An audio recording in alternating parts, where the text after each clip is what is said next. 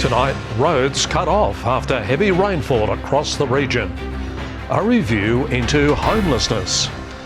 Mackay Council struggles to manage overgrown grass. And regional Queenslanders losing hope of home ownership. This is 7 News with Rob Brough.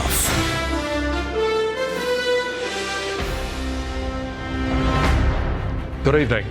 Thanks very much for joining us. Well, roads have been cut off and swiftwater rescue crews were on high alert last night as that heavy rainfall inundated Mackay.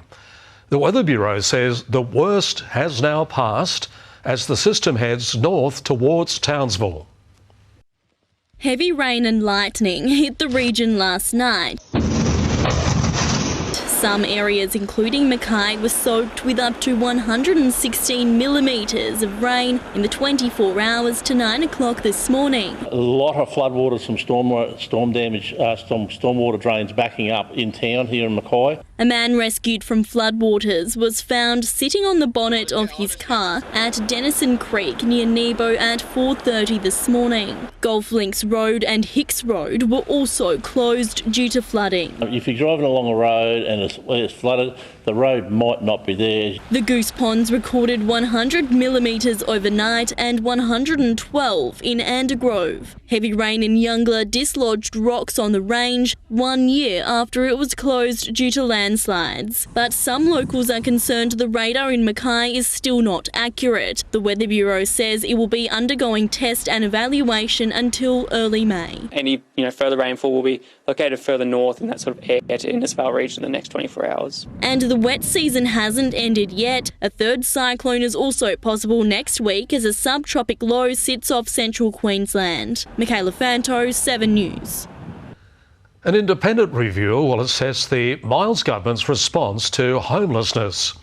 It follows a $390 million funding boost for homeless services across the state.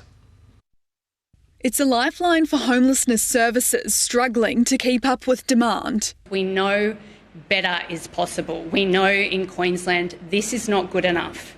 And so we've been asking for extra funding so we can do more. Every specialist homelessness service in Queensland will share in $390 million in state government funding over the next 18 months. That's 90 organisations who'll get a 20% boost to help them support vulnerable Queenslanders who are homeless or face the threat of homelessness. This money gives us hope that the absolutely dire situation we're currently confronting will not continue indefinitely. Premier Stephen Miles has also rehired Anastasia Palaszczuk's Director General Rachel Hunter to lead a review into the government's response to homelessness. They hadn't settled on an arrangement, so I rang Rachel and she immediately offered to do it pro bono. It will look at impacts for people living in urban, rural, regional and remote Queensland and opportunities for improvement. To make sure that our system is actually acknowledging all of the different needs across the state. We have many organisations in South East Queensland. I want to make sure that regional Queensland is also being served. Georgia Backledge, 7 News. A local business leader has thrown her hat into the ring for next month's Isaac Regional Council election. Melissa Westcott is a long-term Moranbah resident, starting her career in teaching before running multiple small businesses. She's also been involved in volunteer and leadership roles across Isaac. Melissa says she's hoping to bring diversity to the council team and make a positive difference to the region. The Australian Institute of Sport has issued new concussion guidelines to reduce the risk of brain injuries in youth and community sports. Current regulations aren't consistent across different sports. Paul Caddick has more. The Australian Institute of Sport calling for big changes in how concussion is handled in kids and community sport, saying it's necessary to avoid serious brain injury. The aim to make the guidelines clear and simple, given at the moment different sports have different approaches. There is probably somewhere between 100,000 and 200,000 sport-related concussions per year in Australia. We know one of the greatest risk factors for concussion is someone returning too early from a previous concussion. The day after someone's symptoms clear, they still have a brain injury. They're not ready to go back to sport, and what they need is this buffer period. Key recommendations include a player having a minimum of 21 days rest following a concussion and having at least 2 weeks without symptoms before they can return to contact training.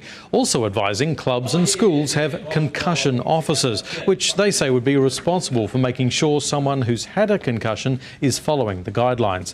It comes after growing evidence, growing awareness of the impact of concussion. The move welcomed by former rugby league player James Graham. I think this is a huge step in the right direction, a great resource for parents, because a lot of people that I speak to, they don't know too much about concussion. They're wanting some guidelines. These new guidelines are voluntary. Around 30 sporting bodies have already agreed to them, but many of the nation's biggest sporting codes, including the NRL, AFL, Cricket and Football Australia, haven't yet, saying they are still studying the detail.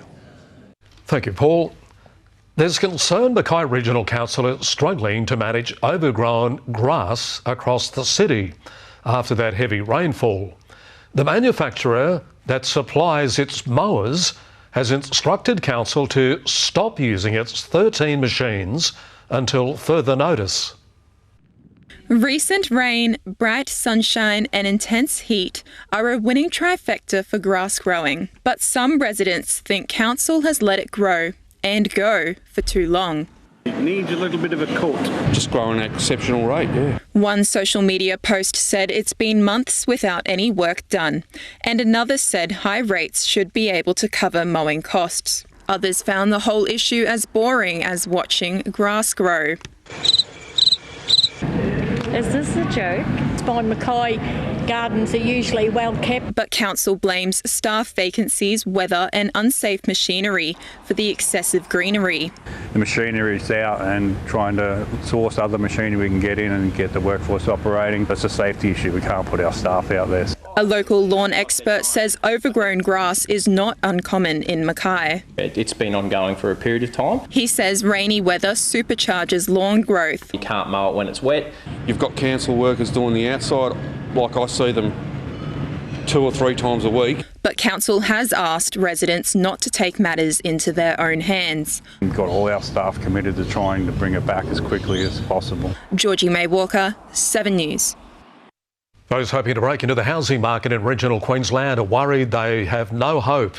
New data from PropTrack reveals there's been a slight decline in prices this month, but homes are still around 60% more than pre-COVID. Many regional Queenslanders are worried their dreams of home ownership aren't looking too bright. It doesn't really seem like something that's easy to achieve for a lot of people. Across regional Queensland, prices declined 0.2%, which is a pretty small fall. And it's important to put in context here that relative to a year ago, prices are still up 7.5%. Data from PropTrack shows home prices in the Wide Bay and Toowoomba have increased by more than 8%, while areas like Townsville have recorded a rise of more than 9%. Mackay, Cairns, Central Queensland and the Sunny Coast have all also seen a yearly increase. Yeah, I definitely think it's quite hard to find whether you're renting or buying, but I don't think it's limited to sort of this own area in Bundaberg or Queensland. I think it's Australia-wide, no matter where you are. Andy Knight moved to Queensland from interstate, and he believes others doing the same might be a contributing factor. I believe because of interstaters, we might be driving the prices up. But whether it's possible to break into the market is another question. The median price for a house in regional Queensland currently sits at $640,000. It does. It really feels like there's no hope for anybody at the moment. Jamie Tenikoff, 7 News. We'll take a break in a moment. We'll have a look what's happening around the region this weekend and counting down to tonight's record-breaking Powerball draw.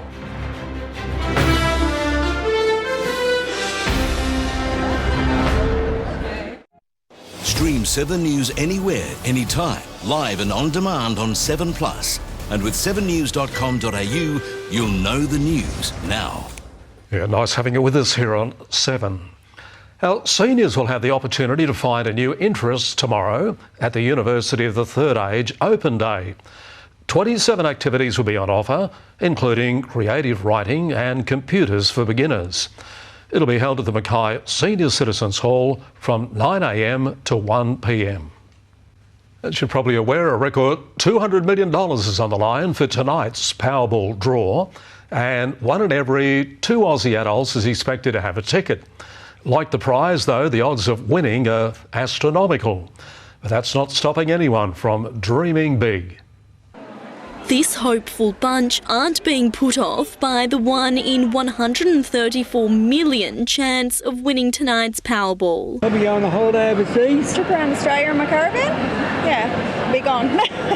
In fact, you have more chance of being struck by lightning or being wiped out by an asteroid. But that's not worrying almost half of all Aussie adults who are expected to buy a ticket. Sort of the Australian way to have a dream. If you relax there, it's there. The 200 million jackpotted from last week's 150 million when there were no winners. If just one winner were to take home the entire Division 1 jackpot on Thursday night, they'd also take home the crown and become the largest winner in Australian lottery's history. But financial advisors are warning if you win tonight, think about how it would change your life. Yeah, if everyone's looking and thinking, well, you've got 200 million, maybe you should share a little bit of it. And Brenton Tong's advice is, put it in the bank, earn $800,000 worth of interest per month while it sits there. Michaela Fanto, 7 News. Yeah, good luck with that. Okie doke, all thanks to Mackay Regional Council. Let's check what's happening around our region this weekend with Janine Jacobson. Thanks, Rob. It's time to smash it out of the park this weekend. For those who are snake enthusiasts or just curious, the Let's Be Serpent Smart program is on at Mackay Sporting Club this Saturday. Locals can learn how to stay safe around snakes, watch live demonstrations and have an up-close encounter. Make sure to grab your tickets for $20 from the Eventbrite website. If you're a bride-to-be, head to the Mech on Sunday for the Mackay and Whitsunday Wedding Expo. Information on the latest trends in bridal fashion, wedding venues, caterers and photographers will be available. Doors will open at 10 a.m. to 2 p.m. and entry is free. Just reserve your spot online. For an action-packed Saturday, head to the Great Barrier Reef Arena for the Dixon Homes T20 Shootout Grand Final. There will be food vendors, jumping castles and face painting for the kids. Entry is free and gates open at 1:30 p.m. before the Division 2 Grand Final begins at 2. And don't forget, if you're looking to play a sport this year, the Mackay Sport Expo is on next Sunday at the Mech Plenary Halls. And if you have an event coming up, make sure to email us at newsmky@7.com.au. How's that for a great weekend? Good on you, Janine. Over the fence. Well hit. Okay, let's get into the sport, and the Mavericks have a semi-final road trip ahead of them, Luke. Yep, it's that time of the season, Rob. They want to win the competition, but to do that, it will be all or nothing against the Cairns Falcons for a trip to the Reef Bowl. We'll have more on that next. And the history-making milestone a veteran cowboy is hoping to collect this year.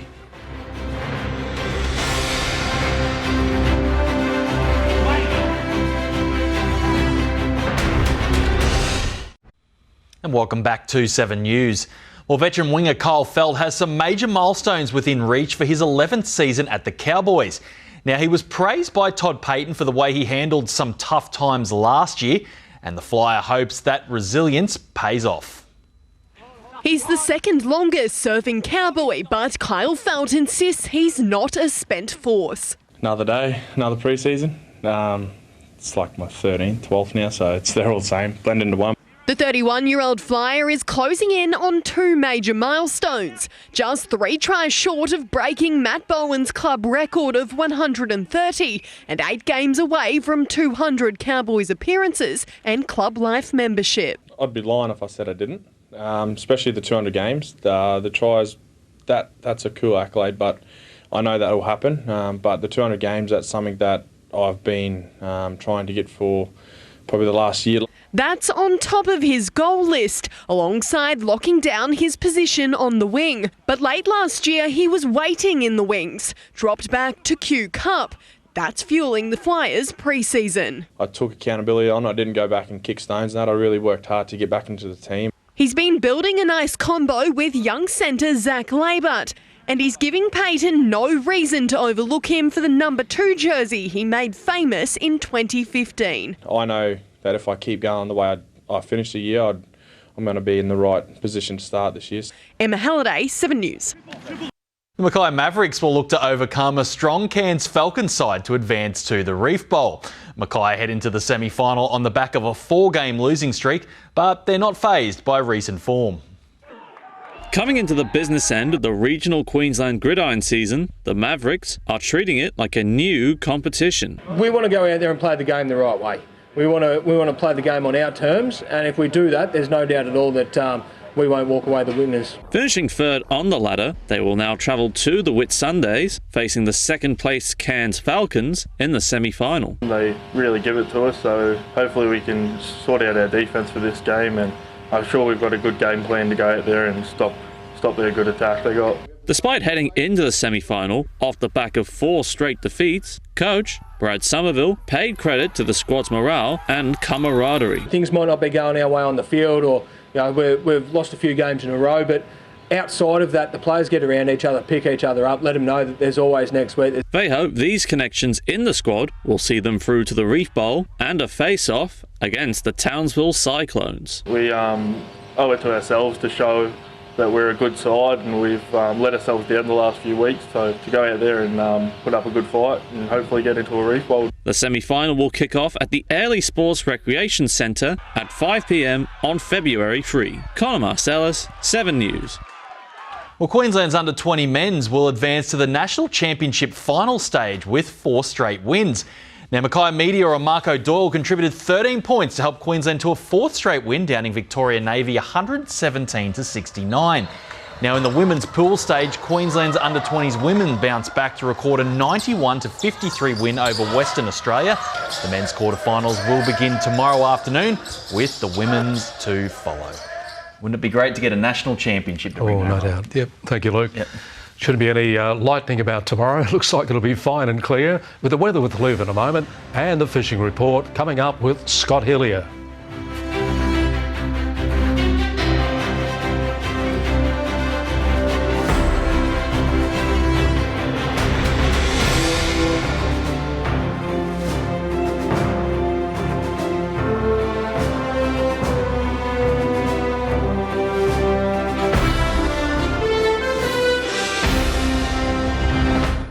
Good evening, Livio, Regano with tonight's weather. Heavy rainfall expected across the tropics over the next 24 hours, especially between Townsville and Cairns as the monsoon pushes north. Meanwhile, southern Queensland can enjoy a well-earned break from the hardcore tropical conditions. 117 millimetres of rain at Mount Bassett overnight. We had 72 mils at Youngalla, Claremont 48 mils and Bowen had 32. Today was hot and humid but finally bearable. In Mackay our temp range was 24 to 31 degrees, Proserpine got to 32. On the satellite loop now we have 2 revolving weather systems, ex-tropical cyclone Kirrily causing all manner of havoc over the Gulf country with flooding rains.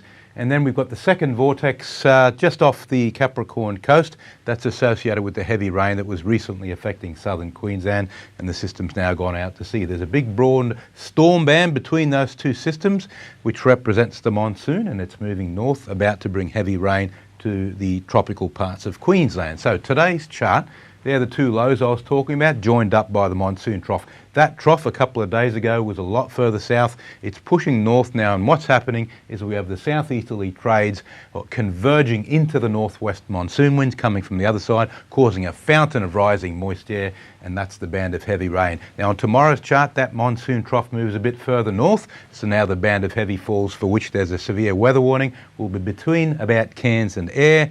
Then on the outlook chart, as the trough continues to move north, the weather does start to ease right across Queensland, but we do still have quite humid conditions across most of the state.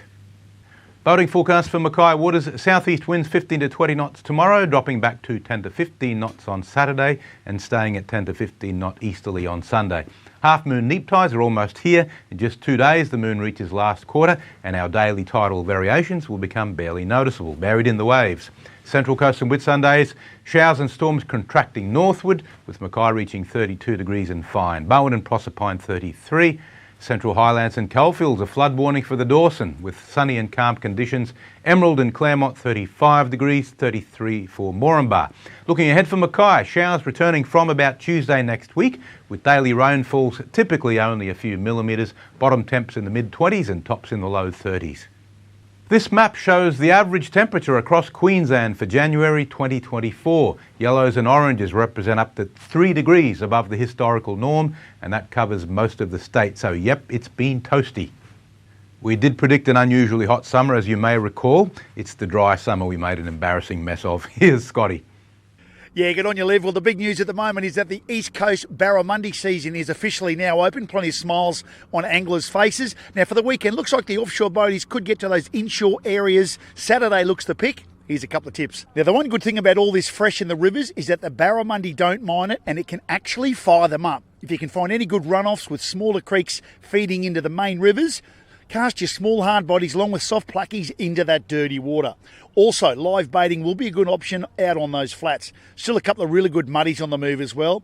And for those that get a chance to head inshore areas, there's plenty of tuna providing fun on light spin gear. Small metal slugs cast into the feeding fish, the way to go. Now check this out. Gun NQ guide Will Pritchard shows off a monster barra he nailed on a soft plastic. The old slow roll back to the boat did the trick. Good on you, Will. Now, a little tip for the offshore anglers that the southern Spanish mackerel closure is now in force and runs right through until the 21st of February. So if you're unsure of the area, make sure you check that fisheries website. See you next week. Yeah, thank you very much, Scotty. Good on you, mate.